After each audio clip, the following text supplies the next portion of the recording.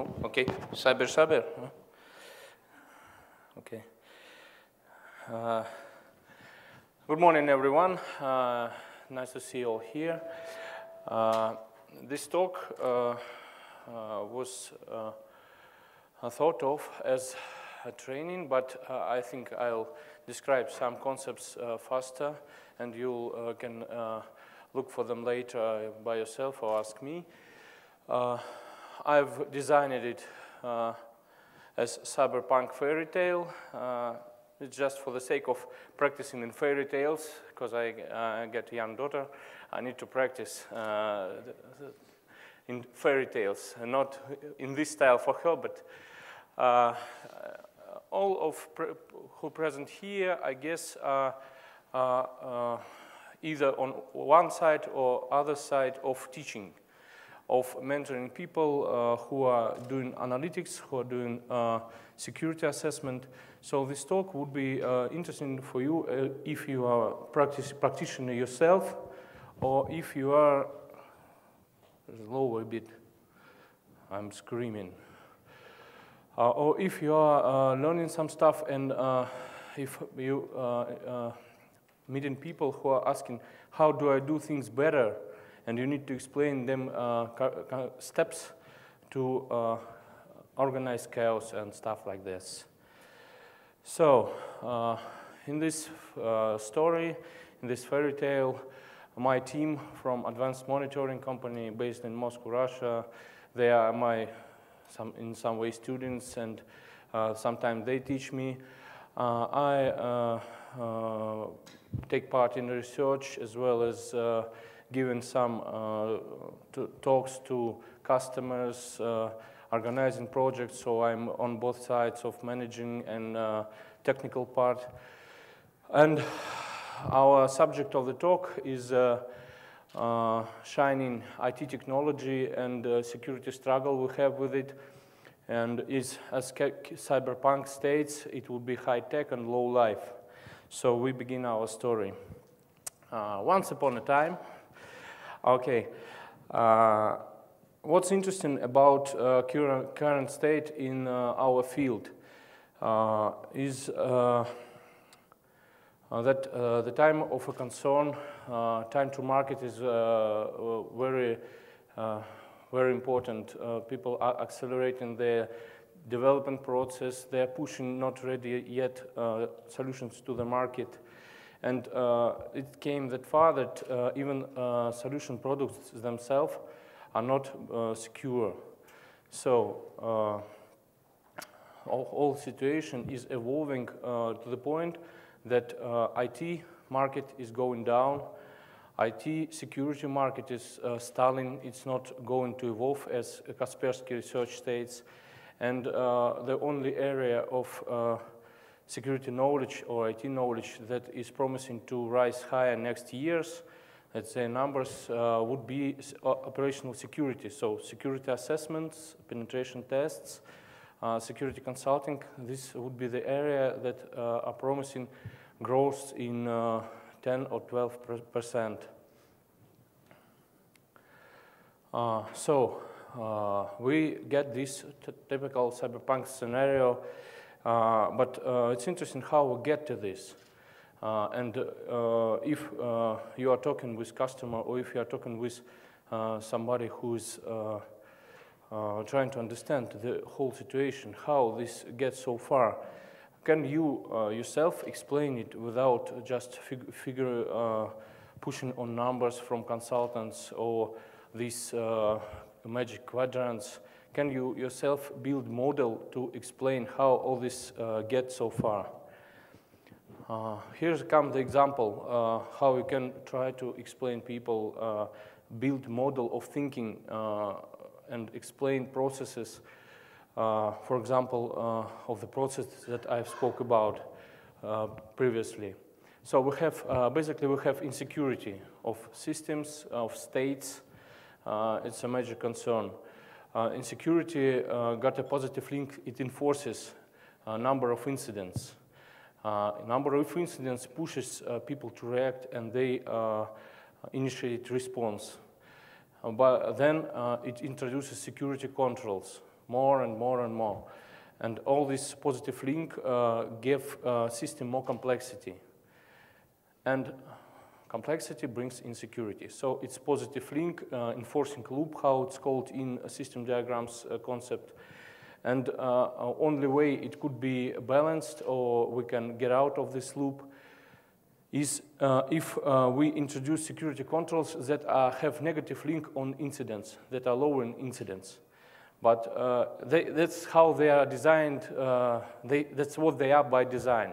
But it's, sadly, it's not always the case. For example, from practice, if you have two security controls, updates system that brings updates, and other system is used for monitor vulnerability scan or monitoring system, they're actually duplicating each other.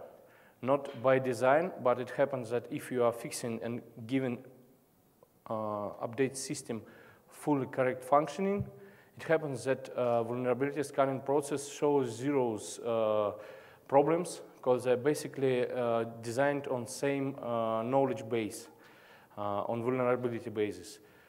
It might be not always be the case with different systems, but in some points it is. Okay, it's kind of philosophical part and might be not that interesting. Maybe we want to skip all this analytics part and get down to business with our security ninjas who are working in the field and doing practical research in their fields.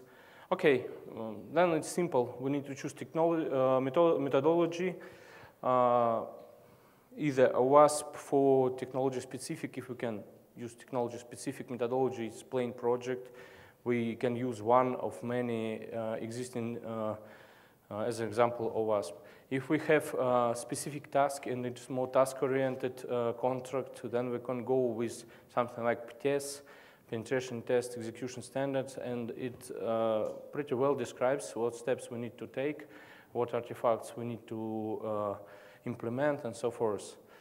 Then we can be more generic, use some generic concept like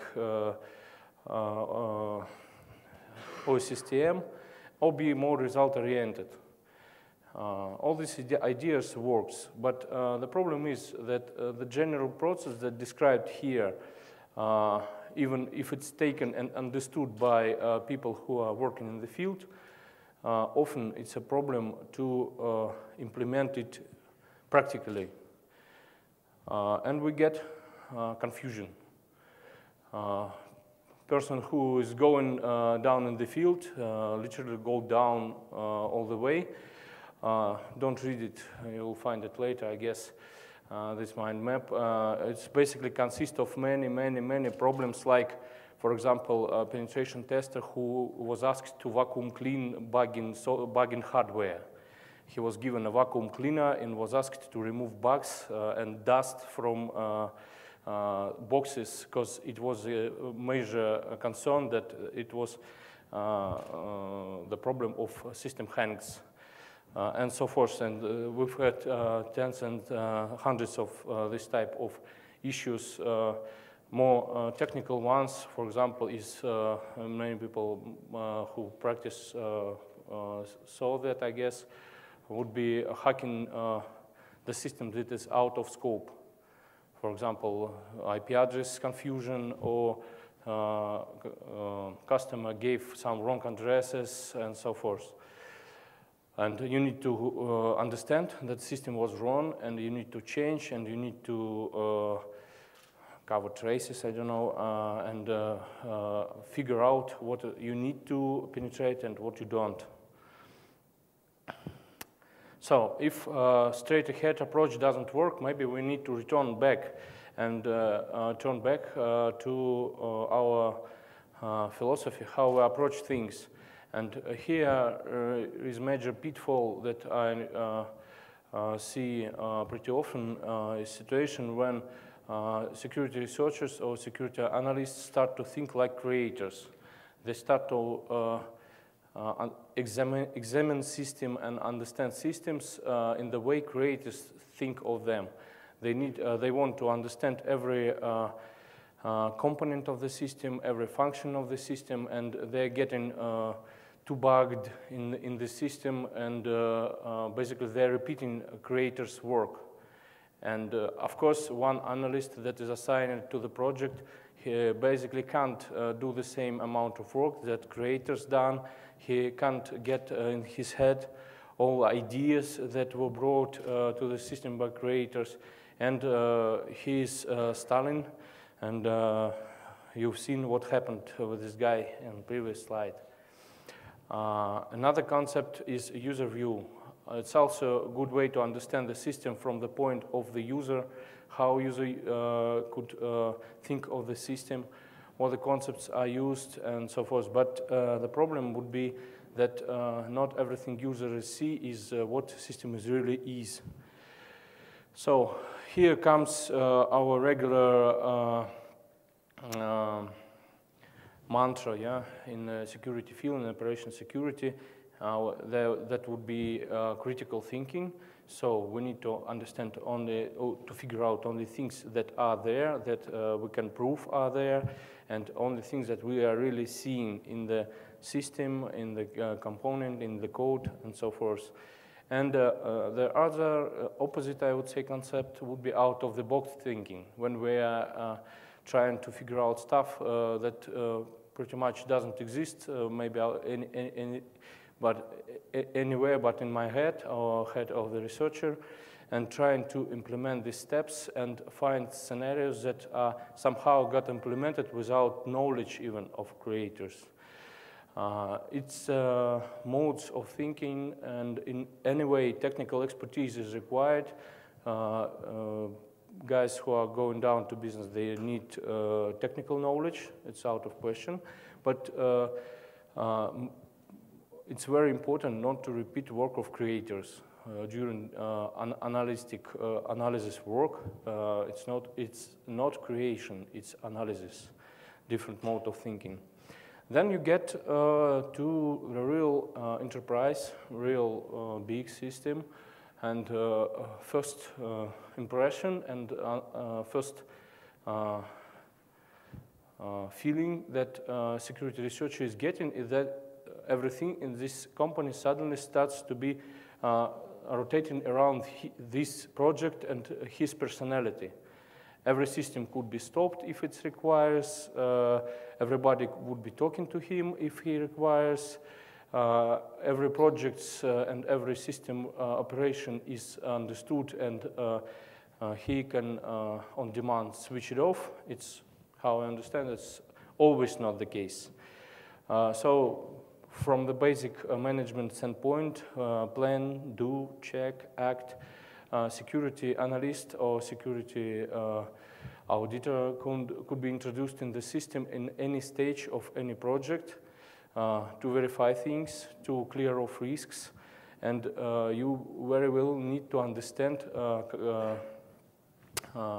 borders, constraints that you are constrained with due to business demands, because business is above all these things, yeah, and it dictates what you are going to do, what you are going to get allowed to.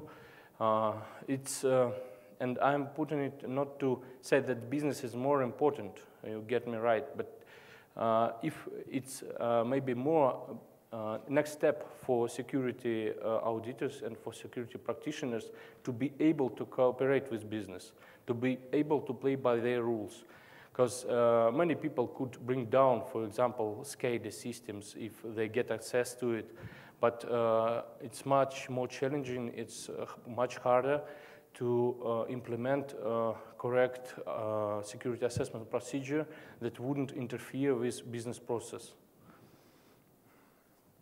Okay, we understood that we are in a complex situation and we need to separate and split out stuff that it's not meaningful for us, that is not required for us, and okay, where we understand that we need to have it done. And here comes smart people. In any team, there is at least few of them. He said, Pareto, okay, 20% of effort gives you 80% results. Yeah, perfect. How to use it in practice? How to use it in planning? Because what's interesting that Pareto principle is proves to be always right, always correct, but only when you analyzing backwards, looking for statistics backwards. But how to use practice, how to use it in practice, how to have it used in planning. Okay, you can try and understand that there are a few different concepts that could be used. For example, knapsack problem, how to pack most valuable amount of stuff in limited space. It's a case actually for Pareto principle. You can, and some methods suggesting you use it in planning. But anyway, in any case, you are operating with statistics. You need to understand how long operations take. For example, to scan one web application, which consists of 100 lines of code, which is written on language X, and which implements basic user scenarios Y, and so forth. You need to be able to predict with some level of certainty what type of scenario you are running into, and look back in your history, in your experience, to use this principle. Then it works. Okay, so we figured out what to do. What next? Basically, we are not working alone. We are working in the team. Few concepts of project management you should understand, as not as a project manager, but as a member of the team of the project. Waterfall is a project when project organized on stages, and if you've ever seen a Microsoft project, you get the picture. You can read about work breakdown structure and so forth. It's an interesting area, and actually it's often used in penetration testing and in security assessment projects, because you have a month of preparations, 2 weeks working in premises, 1 week of external scanning and so forth, so then 2 months of report, something like this. But often it stalls in a pretty bad way, because our area is an area of research. So it would be pretty hard to predict what you are running into. And what I suggest, and what we often think when planning projects, would be agile concept, which is pretty popular now in software development community. And I wouldn't elaborate it more, because everybody, I guess, heard about that. But good idea would be to try, maybe in some next project, to implement agile concepts. And most interesting artifact, should I mention, would be burn down chart here, because it's pretty close to the procedures of penetration testing when you have additional work items coming right into your face during the project, and you need to change scope during the project and coordinate it with customer. It's pretty close to what we are doing, and it's a good idea to try it in practice. Okay, then one big executive officer of a big corporation said that half time he is working as a postman and half time he is working as a communicator. Yeah, he's working on communication problems. And from my practice, most problems in many activities that are here in developing something or analyzing something, work in security field, are related to communication. Would it be in area of internal communication in the team, or if we say about if we try to figure out how to talk to stakeholders in the side of customer, It's a very complicated issue, and it demands from manager or analyst who is often taking part in communication process to understand that, once again, understand that your project, hacking is cool, but your project is not a business objective. And you will be talked to for the time that management on the customer or technical specialist, chief information officer, or even chief information security officer, maybe the only guy who will be giving you much attention. So, and it's even more problems to bring with communications. We have many problems already, yeah? So we don't need to add more problems having bad communications. And what could be tips, tricks for communication setup? Yeah, we have basics, we have checklists, we have interview procedures, we have messaging, phone calls, system to ticketing systems, all that, yeah, everything's perfect. But all these means of communications could run to a style when communication is rounding and nothing happened. No decision is made, no papers are ready for being signed, and so forth. I have ran across few tricks that could be used, and once again, you can try it in practice. A good idea would be not to mention their names, just to try to use them, but for you to be able to search for them, I have mentioned them there. In our area, you are always running into people asking what's wrong with you, what's wrong with your work, what's wrong with you guys in general, what is not working, how did this happen? Everything is also negative. And people are starting to fear to lose their job, to lose their face, as we were talked. And it's basically true. Yeah? And people who did security audits have their own list of people fired after their audits. So it's, yeah, sad but true. So how can you possibly change it, think of changing it? You might try to run a technique called appreciative inquiry. This technique implies you go in asking people what is working right, what is good in their system, what achievements that they made, what security controls, if we speak of them, are working better of all others. They will speak about good things and bad things too, but your message will be always positive. It's a simple concept, but it's pretty interesting to my understanding. Okay, if you are coming into a situation when you can push harder and everything is reported to be very nice and very working and everything is okay, another approach would be constructive controversy. When you trying actually to criticize almost everything and look for reaction. It's stress testing of architectures or of engineers.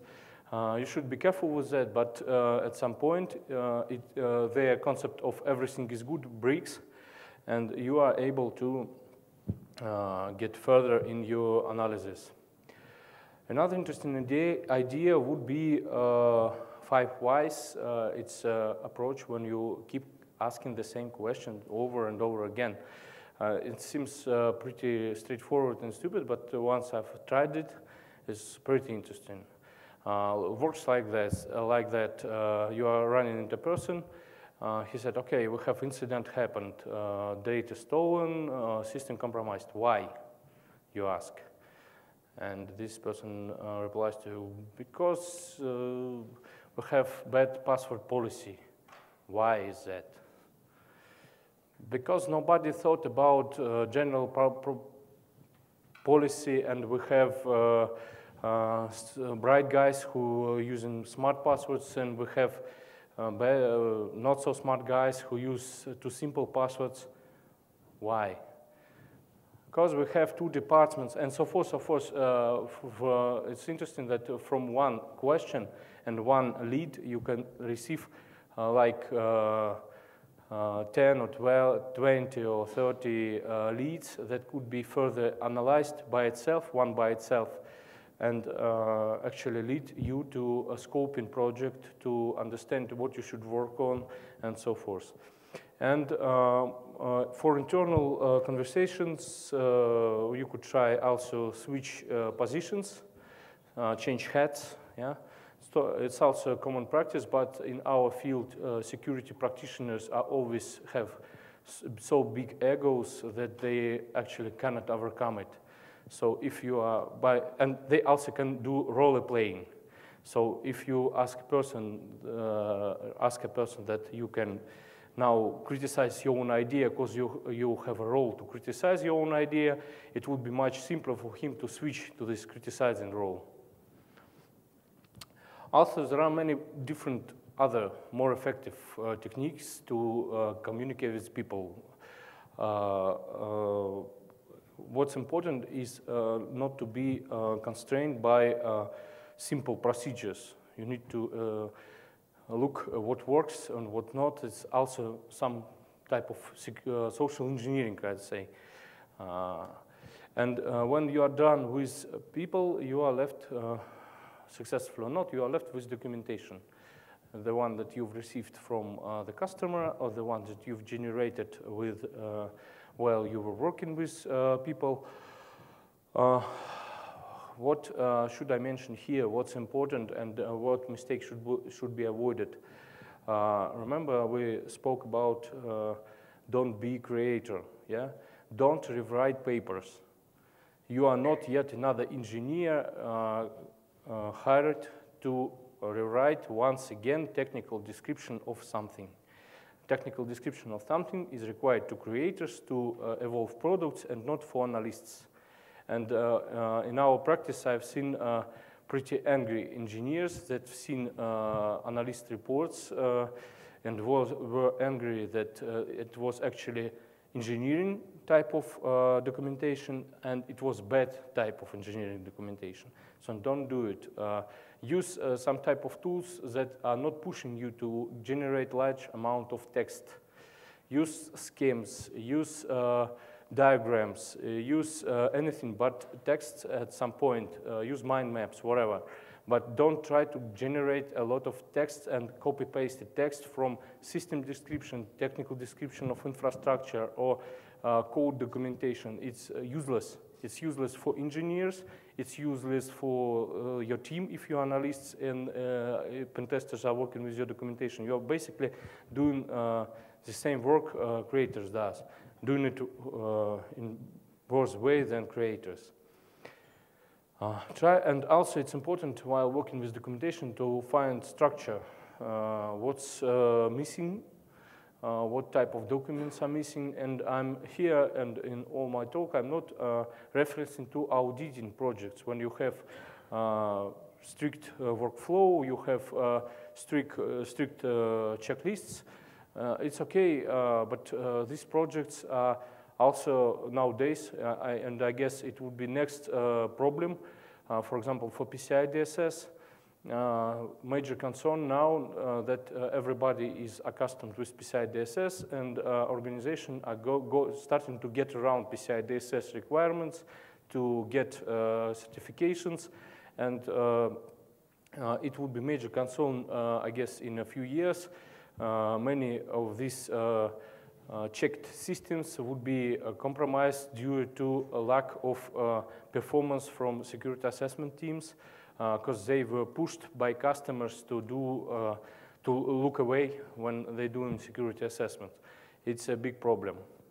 Yeah, PCI console looks out for reports, rechecks them, but that's a problem. So once again, we're remembering this fallen hero. If you have many of documentations from interviews, from docs that you've received, or even technical logs that you have generated during your assessment stages. How it should be organized. You see, people always interested in working with brainstorm and mind maps, for example. If you have 10 people and they brainstorm for 1 hour and generate mind map, 1 hour, 10 people, mind map, you'll spend a lot of time next day trying to understand what you have generated the day before.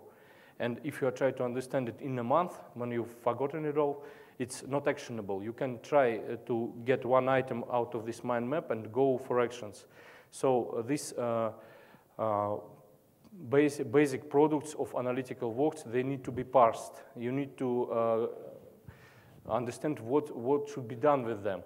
If you have generated a lot of artifacts and you need to come to some conclusion, artifacts is not conclusion. You need to do something with artifacts and generate conclusion.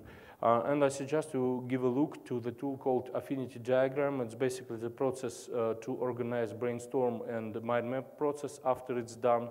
It's the next step. And what's interesting that many people heard about mind map. I guess everybody could raise a hand if I ask what is mind map is, do you know it? But it's somewhere like comparing the skill of writing and writing a book. Everybody can write, but not many people write in books. Other interesting ideas and important ideas, what we are pinning down in many projects, that you better list everything you are coming across. You better list artifacts, you better list people who you need to contact. You better have itemized lists of every thing actually you are coming across, because it would be the interface of communication between different pen testers or pen testers and analysts, or analysts and customer. And what's interesting that actually you would be probably speaking different languages inside team, and definitely you'll be speaking different languages with outsiders, because they have their own identification systems.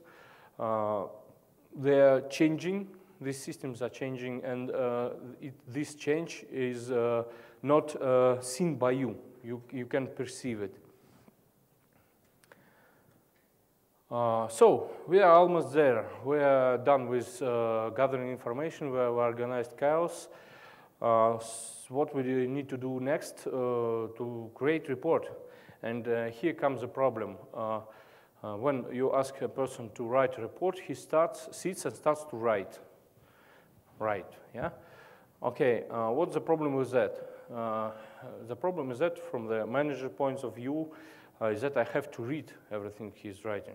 And if he's going to wrong direction and generating, he's efficient in generating texts, I get a lot of useless texts that I even can't explain how to change to be correct. And person is okay, he's smart, he's proficient, he's an expert in some skull breaking technology, but we need to communicate his knowledge to the customer to get value out of our project. From business standpoint, we need to continue to work with this customer to get more works for us, but for that we need bright report understandable by managers. Okay, everybody's heard about few levels of reporting for managers, for technical guys, for everybody else. Yeah, that's correct, but how you generate this text? Don't try to write it straight ahead. Try to outline first. Try to get a plan of report and communicate it to the customer or to management or across the team. Try to get what we call width-depth switching process. When you first of all you are getting outline, that you are writing down an example of the description of one, for example, vulnerability, how it would be described, Like in project text, we are getting this template, and here we go. These guys was from bank, and these guys would be from oil industry, so we are giving away these risks of money transfer, and they have different risks, but concepts is like that. Okay, got clarification, can proceed with more text, but don't generate it straight ahead. It's wrong, almost often. Okay, so if we are speaking of reports, some analytics, we're going into some charts. Here I brought to you perfect pie chart, which is absolutely correct, and you can't argue with that. But what's important is to avoid extremes, avoid to be too obvious, avoid to be to put pictures that could be considered preconceived. So you are pushing a person, you are arranging facts the way that person is pushed to take your point of view. And what I've learned from communicating with top-level executives, these guys actually are paid to sense this type of stuff. They might be not the brightest technical guys, but they are very well understand when they are being manipulated. So avoid this, or you will get red flagged, and your reports would be looked into deeper to find out what you are pushing people to do. Same stuff with reports. Don't push to extremes. Don't to try to find balanced way to talk to people. And don't restrict to basic instruments, but don't neglect them. The main problem, though, is that even very basic stuff, the stuff that is boring people to death, Excel pie charts, okay, they need to be done right. Because it's very important to be able to understand at least something from pie charts from report. Here you see examples 1 and 2, it's the same data set. And one I've got on inbound, second I've put in report. What's different? You can't, for example, understand relations between parts in first one, and actually you can't understand anything from first one, any numbers, because they are not sorted, they are not turned the correct side, and so forth. So it's very basic, but if you see ever in pie chart yearly growth of something, be aware, it's very wrong. Read or push your young researchers to read at least basic descriptions in Excel, and they have pretty well written what these instruments are for and what they are not, should not be used for. Or other extreme we have. If you are pushing something like this in your report, even if you can very well explain what this plot or this structure is outlining, what's these numbers, what's these lines, you have everything described, it takes too much brain power to understand. It's more of arts, not useful instrument. Actually, it's not for laws here. I urge you to give a look. It's a very useful instrument. You can Google it by the number periodic table visualization. It's in the internet. It's developed by some guys. I'm not sure who they are. What's interesting, they've managed to understand or to try to understand what every method of visualization is for regarding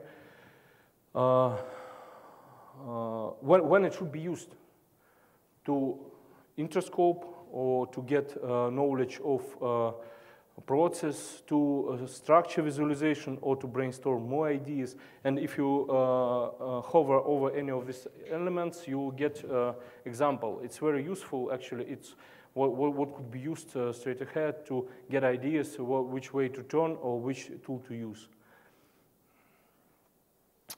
And when you've done with figuring out, you can, for example, use some existing instrument, calc sheets, for example, to try to bring your ideas to life.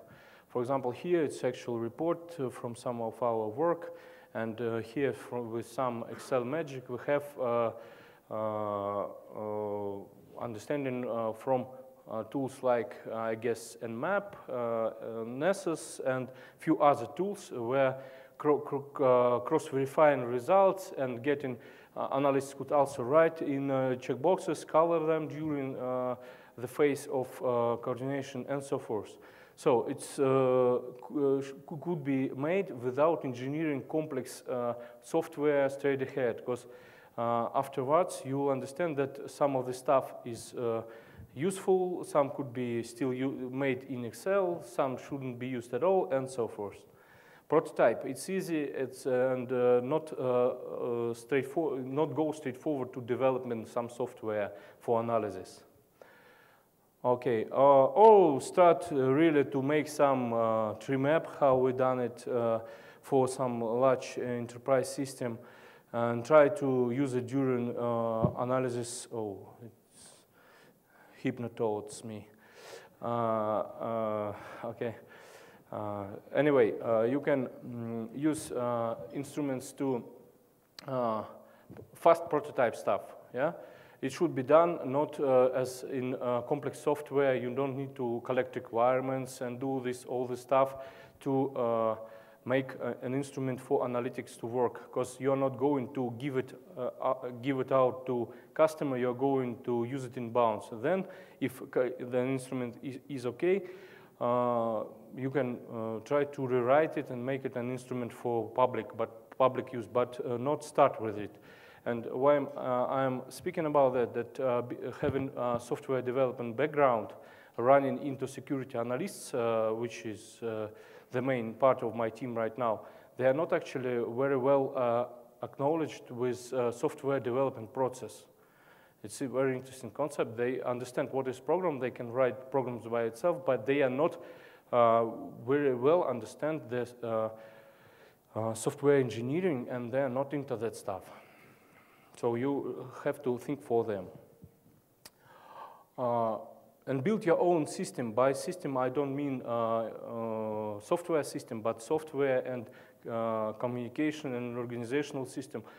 Any stuff that goes from outside into your team could be used in some or other way to some point. But actually, it's almost always not fits 100%. So see what works, what not, what's good, what's not. And if we are successful, all of us here, so we have returning customers. That's the main idea in services and in sales. So we are giving people reports every quarter. We have one report, second report, third report, fourth report.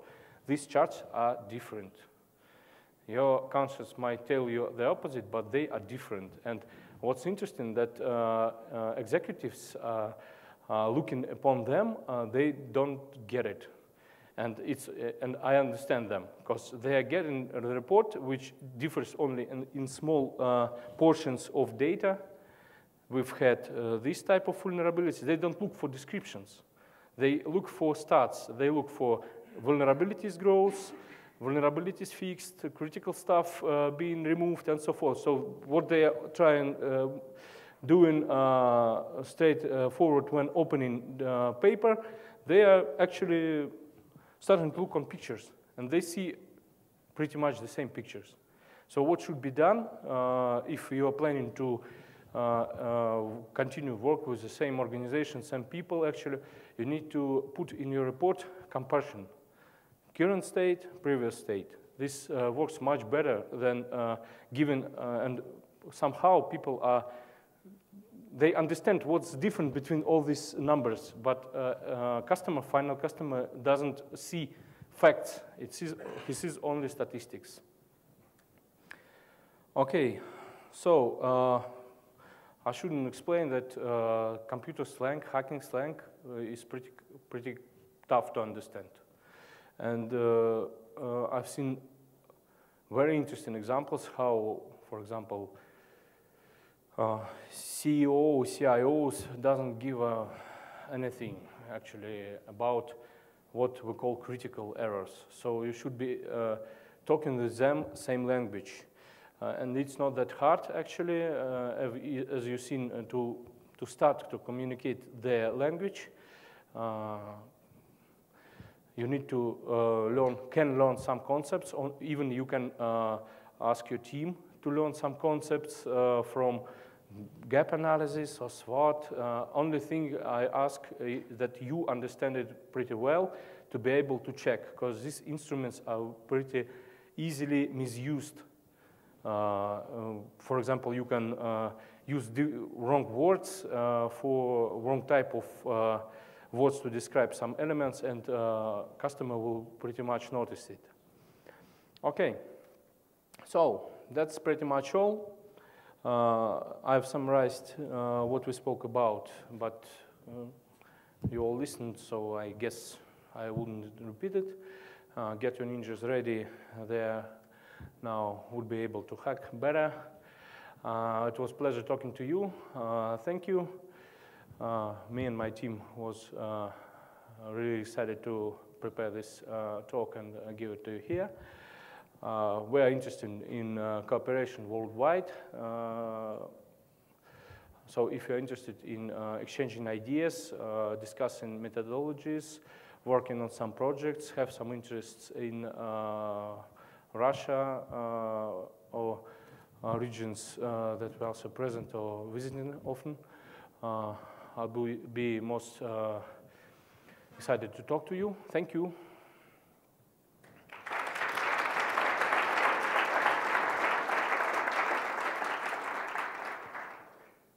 Thanks. We've got 1 more minute for questions, if there are any. Okay. I'll talk to you all in hall, so... You're still here. We are now going for coffee break. We meet again at 11:10, and